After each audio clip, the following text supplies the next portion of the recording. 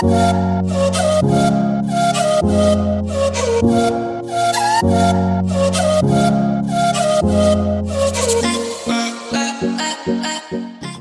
Everyone, আজি আপোনালোকৰ মাজলৈ লৈ আহিছোঁ লোকেল মুৰ্গী আৰু কঁঠাল গুটিৰ খুবেই এটা সুন্দৰ আৰু সোৱাদ লগা ৰেচিপি। আমাৰ ঘৰত কিন্তু কঁঠাল গুটিৰ দিনত কঁঠাল গুটি বেছি আৰু আলু কমকৈ ব্যৱহাৰ কৰা হয়। আপোনালোকে জনাবচোন দেই, আপোনালোকৰ ঘৰত বাৰু কঁঠাল গুটি এনেকৈ ব্যৱহাৰ কৰা হয়নে? সঁচাকৈ কঁঠাল গুটি আপুনি যিহৰ লগতে নাৰান্ধে কিয় বা যেনেকৈ ৰান্ধে তেনেকৈ খাবলৈ খুব বেছি সোৱাদ লগা হয়। এতিয়া মই কেনেদৰে কঁঠাল গুটি আৰু মাংসৰ এই ৰেচিপি প্ৰস্তুত কৰিলোঁ আহকচোন চাওঁ। ৰেচিপিটোৰ বাবে মই লোকেল মুৰ্গীৰ মাংস 500 গ্ৰাম লৈছোঁ আৰু তাত অলপ হালধি, নিমখ আৰু মিঠাতেল দি মেৰিনেট কৰি লৈছোঁ। মেৰিনেট কৰি কমেও 1 ঘণ্টামান এনেদৰে মাংসখিনি থৈ দিব। এয়া অলপ লৈছোঁ কঁঠাল গুটিখিনি মই সিজাই লৈছোঁ। এয়া লৈছোঁ সিজাই থোৱা আলু কেইটুকুৰামান, এয়া পিচি থোৱা নহৰু আৰু এয়া লৈছোঁ পিচি থোৱা আদা। 3টা মিডিয়াম চাইজৰ পিঁয়াজ এনেদৰে মই সৰু সৰুকৈ কাটি লৈছোঁ। আৰু এয়া দেখিছে এখন কলপাতৰ ওপৰত গোটেইখিনি মই ভালকৈ সজাই লৈছোঁ। আৰু এতিয়া মই এখন প্লেটৰ সহায়ত গোটেই মছলাখিনি ভালদৰে সজাই ল'লোঁ। এয়া লৈছোঁ গৰম মছলা 1 চামুচ, হালধি গুড়ি আধা চামুচ, এটুকুৰা সৰু ডালচেনি আৰু 1 চামুচ লৈছোঁ কাশ্মীৰী মিৰ্চি, যিটো মাত্ৰ ৰঙৰ বাবে ব্যৱহাৰ কৰা হয়। আৰু এয়া 1 চামুচ চিকেন মছলা আৰু 1 চামুচ নিমখ এনেদৰে গোটেইখিনি সজাই ল'লোঁ। যিহেতু আজি মাংসখিনি মই জুইত বনাম, সেইবাবে জুইৰ ওপৰত এখন কেৰাহী পাতি তাত জোখমতে মিঠাতেল দিছোঁ। জুইত বনোৱা মাংস খাবলৈ খুবেই সুন্দৰ নহয়নে বাৰু? তেলখিনি গৰম হোৱাৰ পাছত তাত মই 1 চামুচ পাঁচফোৰণ দিলোঁ আৰু আপোনালোকে জনাবচোন মোৰ দৰে এনেকৈ পাঁচফোৰণ বাৰু মাংসত দি আপোনালোকে খায়নে? আৰু পাঁচফোৰণখিনি যেতিয়া ফুটি উঠিছে তাত মই কাটি থোৱা পিঁয়াজখিনি দি দিলোঁ। আৰু পিঁয়াজখিনি এনেকৈ ভালদৰে ভাজ খাই যোৱাৰ পিছত তাত মই পিচি থোৱা নহৰুখিনি যোগ কৰি দিলোঁ আৰু নহৰুখিনি যোগ কৰাৰ পিছত এনেদৰে অলপ দেৰি লৰাব। কিন্তু পিচি থোৱা আদাখিনি লগতে যোগ নিদিওঁ দেই, পিচি থোৱা আদাখিনি পিছতহে যোগ দিম। চাই যাওকচোন মই কেনেকৈ বনাওঁ। আৰু এনেদৰে অলপ সময় ভজাৰ পাছত যেতিয়া নহৰু কেঁচা গোন্ধটো গুচি যায় তেতিয়া মই ইয়াত মেৰিনেট কৰি থোৱা মাংসখিনি দি দিলোঁ। মাংসখিনি দিয়াৰ পিছত ভালকৈ গোটেইখিনি ওপৰ তল কৰি ভাজিলোঁ। মাংসখিনি এনেকৈ তেলত দিয়াৰ পিছত খুব বেছি 5 মিনিটমান এনেদৰে ভালকৈ ভাজি থাকিব। মাংসখিনি তেলত দিয়াৰ পাছত এনেদৰে ভালকৈ খুব বেছি 5 মিনিট লৰাই ভাজিবলৈ চেষ্টা কৰিব। মাংসখিনি অলপ সময় ভজাৰ পাছত তাত মই অলপ হালধি ব্যৱহাৰ কৰিছোঁ, কাৰণ মেৰিনেট কৰোঁতে মই যিহেতু হালধি ব্যৱহাৰ কৰিছিলোঁ সেইবাবে এতিয়া হালধি কমকৈ ব্যৱহাৰ কৰিছোঁ। মাংসখিনিত হালধি দিয়াৰ পিছত এনেদৰে ওপৰ তল কৰি পুনৰবাৰ লৰাই ভাজিবলৈ চেষ্টা কৰিব। মাংসখিনি এনেদৰে কিছু সময় জুইত লৰাই ভজাৰ পাছত আপোনালোকে নিশ্চয় ধৰিব পাৰিছে কেনেদৰে মাংসৰ পৰা তেলখিনি ওলাই আহিছে।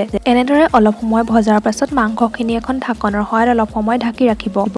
ঢাকনখন আঁতৰাৰ পাছত আপোনালোকে নিশ্চয় ধৰিব পাৰিছে মাংসখিনিৰ ৰং সলনি হৈছে আৰু মাংসখিনি ভালদৰে ভাজ খাই উঠিছে। এতিয়া মই ইয়াত সিজাই থোৱা কঁঠাল গুটিকেইটা লগত সিজাই থোৱা আলু কেইডোখৰ দি দিম আৰু দিয়াৰ পাছত ভালকৈ গোটেইখিনি একেলগ কৰি লৰাই দিম।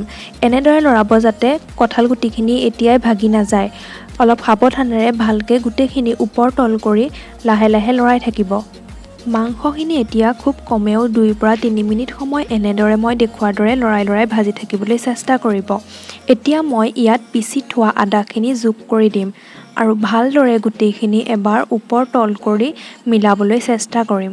আদাখিনি পাছত এইবাবেই দিছোঁ যাতে আদাৰ কেঁচা অকণমান গোন্ধ আহি থাকে। আৰু লগত মই 2টা তেজপাত যোগ কৰি দিলোঁ আৰু এনেদৰে ভালকৈ লৰাই ভাজি থাকিলোঁ। আদা আৰু তেজপাত যিহেতু বহুতে পিঁয়াজ আৰু নহৰুৰ লগত গৰম তেলতেই দি দিয়ে, কিন্তু মই অলপ বেলেগকৈ ৰান্ধিছোঁ মোৰ নিজা পদ্ধতিৰে, সেইবাবে অলপ দেৰিকৈ দিছোঁ। আপোনালোকেও এনেকৈ ৰান্ধি চাব এবাৰ। মোৰ দৰে ৰান্ধি এবাৰ মোক জনাব যে সঁচাকৈ খাবলৈ কেনেকুৱা পালে। আৰু এয়া দেখিছে ঢাকনখন আঁতৰোৱাৰ পাছত মাংসখিনি অলপ তলত লাগি ধৰিছে আৰু কঁঠাল গুটি আলুখিনিও ভালদৰে ভাজ খাই গৈছে। সঁচাকৈ জুইত বনোৱা মাংসৰ কিন্তু সোৱাদ বহুত বেলেগ। যিসকলে অকল গেছত বনায় তেওঁলোকক কৈছোঁ এবাৰ এনেদৰে গেছত ব্যৱহাৰ কৰাতকৈ জুইত এবাৰ বনাই চাব। জুইৰ সোৱাদটো বহুত বেছি বেলেগ। জুইত বনোৱা যি ৰান্ধনেই নহওক, জুইত বনোৱা যি ব্যঞ্জনেই নহওক, সকলো বেছি সোৱাদ লগা হয়। আপোনালোকেও এনেকৈ এবাৰ বনাই চাব। এতিয়া মই এই মাংসখিনিত এটুকুৰা ডালচেনি দি দিলোঁ। ডালচেনি টুকুৰা মই পিচি দিয়া নাই, এনেকৈ গোটাকৈ দিছোঁ আৰু দিলোঁ গৰম মছলাখিনি। তাৰ পাছত দিছোঁ অলপ চিকেন মছলা আৰু তাৰ পাছত গোটেইখিনি এবাৰ ভালকৈ এনেদৰে লৰাই দিবলৈ চেষ্টা কৰিলোঁ। মছলা দুবিধ দিয়াৰ পাছত মই মাংসখিনি এনেদৰে ভালকৈ এবাৰ ওপৰ তল কৰি লৰাই দিছোঁ, যাতে মছলাখিনি মাংসখিনিৰ লগত ভালদৰে মিলি যায় আৰু মাংসখিনিত মছলাখিনি ভালকৈ সোমাই যায়। তলত অকণমান মছলাবোৰ লাগি ধৰিছে, সেইবাবে অলপ জোৰে এনেকৈ মিলাবলগীয়া হৈছে। ইয়াৰ পাছত মই কাশ্মীৰী মিৰ্চখিনি ইয়াত দি দিলোঁ। কাশ্মীৰী মিৰ্চিটো অৱশ্যে জ্বলা নহয়, ৰঙৰ বাবেহে ব্যৱহাৰ কৰা হয়। আপোনালোকে জানেই চাগে ৰঙৰ বাবে কাশ্মীৰী মিৰ্চ ব্যৱহাৰ কৰা হয়। আমাৰ ঘৰত জ্বলাটো খুব কম খোৱা হয়, মানে ঘৰৰ বাকীসকলে ইমান জ্বলা নাখায়, সেইকাৰণে ইয়াত ইমান জ্বলা ব্যৱহাৰ কৰা নাই মই। আপোনালোকে যদি পাৰে জ্বলাও দিব পাৰে, একো নাই বাৰু। এয়া দেখিছে গোটেইখিনিত ভালকৈ মিলি গৈছে। এতিয়া মই ইয়াত অকণমান নিমখ এড কৰিলোঁ, যিহেতু নিমখ আগতে মই মেৰিনেট কৰোঁতে দি থৈছিলোঁ, সেইবাবে ইয়াত নিমখ অকণমান দি গোটেইখিনি ভালদৰে এবাৰ লৰাই দিলোঁ। গোটেইখিনি যিহেতু এতিয়া ভালদৰে ভাজ খাই গ'ল, ইয়াত মই এতিয়া অলপ অলপকৈ গৰম পানী দিবলৈ চেষ্টা কৰিম। মাংসত সদায় গৰম পানী ব্যৱহাৰ কৰিব, ঠাণ্ডা পানী ব্যৱহাৰ কৰিলে মাংসত ইমান সোৱাদটো নুঠে। আপুনি যিটো সোৱাদ উঠাবলৈ চেষ্টা কৰে সেইটো সোৱাদ নুঠে, সেইবাবে মাংসত আপুনি গৰম পানী ব্যৱহাৰ কৰিব। গৰম পানী ব্যৱহাৰ কৰিলে মাংসখিনিৰ সোৱাদ হয়, আৰু গোটেই পানীখিনি একেলগে দি নিদিব, পানীখিনি অলপ অলপকৈ এড কৰিব। মাংসত দিয়া পানীখিনি সদায় নিজৰ জোখমতে দিব, কাৰণ আপুনি কিমান পানী খায় সেইটো অনুপাতে আপুনি পানী ব্যৱহাৰ কৰিব। আমাৰ ঘৰত অকণমান বেছি লাগে, সেইবাবে মই অকণমান বেছি পানী ইয়াত ব্যৱহাৰ কৰিছোঁ। ভালদৰে এবাৰ লৰাই এনেদৰে মই আকৌ ঢাকি থলোঁ।